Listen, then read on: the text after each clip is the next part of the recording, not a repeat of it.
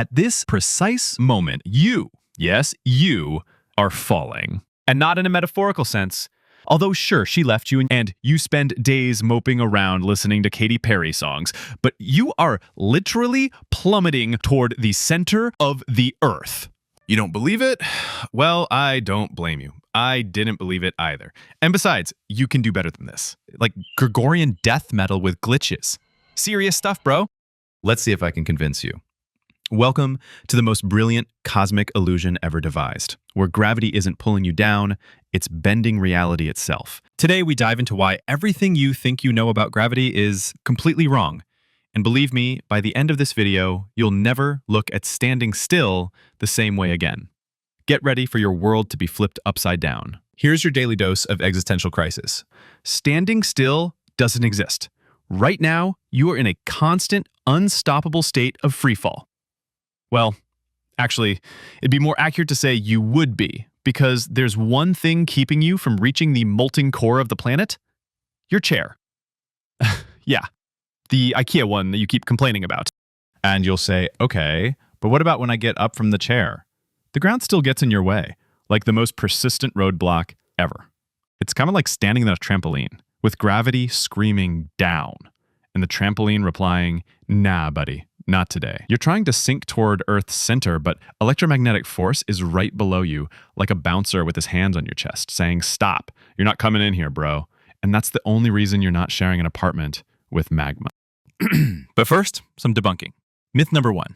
Gravity is a force that pulls. For centuries, we thought Newton's apple fell because Earth pulled it with an invisible rope. It's a cute story. Useful. But it's wrong. Sorry, Isaac. No hard feelings. You're still awesome. What are you holding? Is that an axe I see?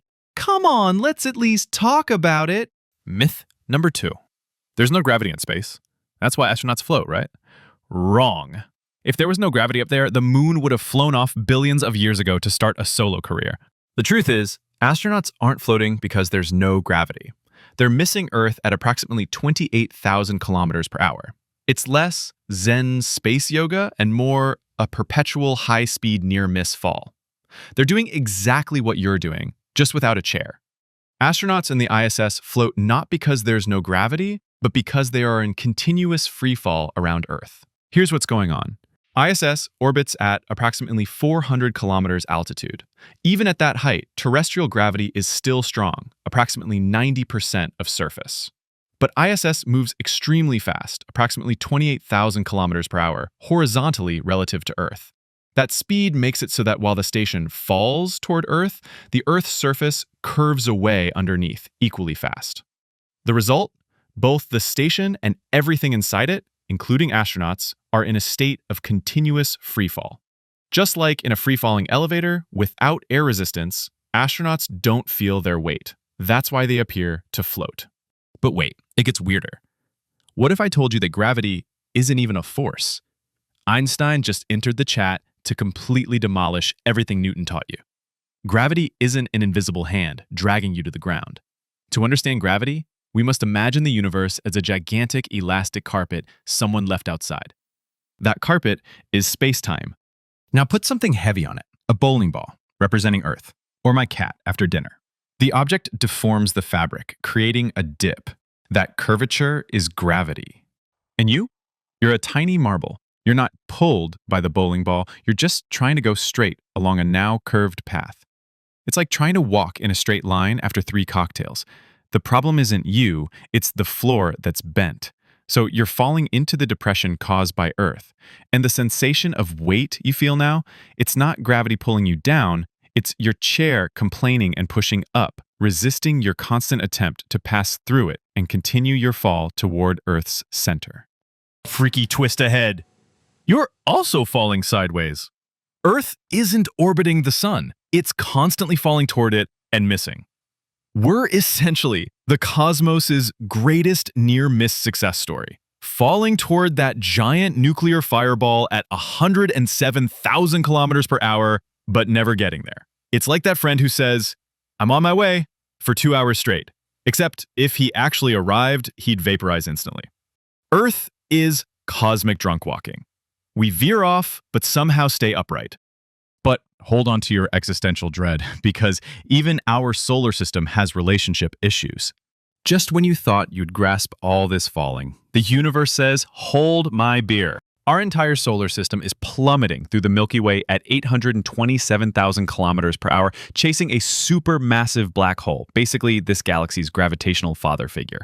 We're not orbiting like a peaceful merry-go-round. We're more like a roller coaster that forgot its rails. The sun tugs us through space like an overenthusiastic tour guide, and honestly, none of us signed up for this cosmic thrill ride.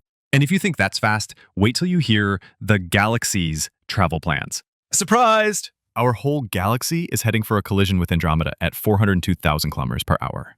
It's like cosmic bumper cars, except it'll take 4.5 billion years for someone to flicker an eyelash.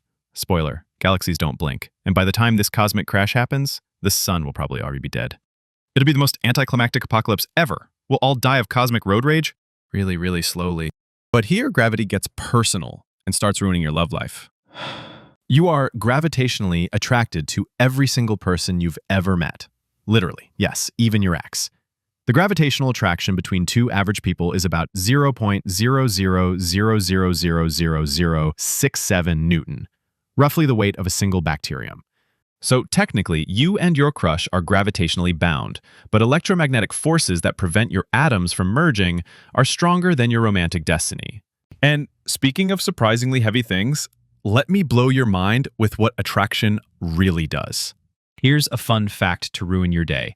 Atoms are 99.99999999996% empty space, meaning you are basically a cloud of nothing held together by existential terror and electromagnetic forces. The actual matter in your body, protons and neutrons, would fit into a space smaller than a grain of rice. So when you step on a scale, you're not weighing matter, you're weighing energy, pretending to be matter. E equals mc squared isn't just a formula, it's the universe's way of saying everything is fake, but the math still works. But wait, there's more cosmic weirdness. Something can fall up. Anti-gravity exists. Kinda. Before you start planning your flying car, let me clarify. Anti-gravity doesn't mean floating around like a balloon. Dark energy, which makes up 68% of the universe, is literally pushing space to expand faster than gravity can pull it together. It's like the universe got dumped and started pushing itself apart. On cosmic scales, anti-gravity is winning, which means the universe is practically falling apart while falling together. It's the most elegant existential paradox of modern physics. And somehow, it all works. And this is where falling gets truly psychedelic. Time starts doing weird things. Falling makes time go faster. Thanks, Einstein. The deeper you fall in a gravitational field, the slower time moves compared to someone watching you fall. So, if you want to age slightly slower than your friends, move into a basement. The view sucks, but hey, science, bro. GPS satellites need to account for this time dilation, or they'd be kilometers off.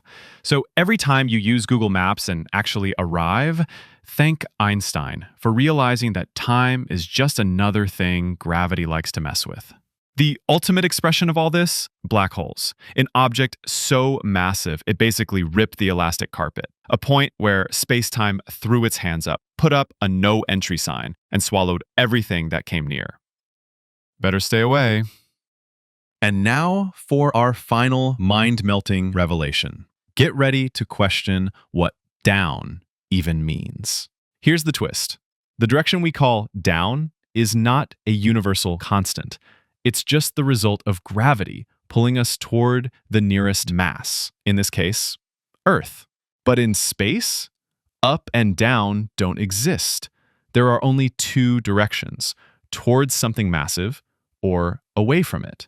Down is just a local convention, a consequence of gravity. And in space, where that convention doesn't apply, even directions become opinions. So here we are.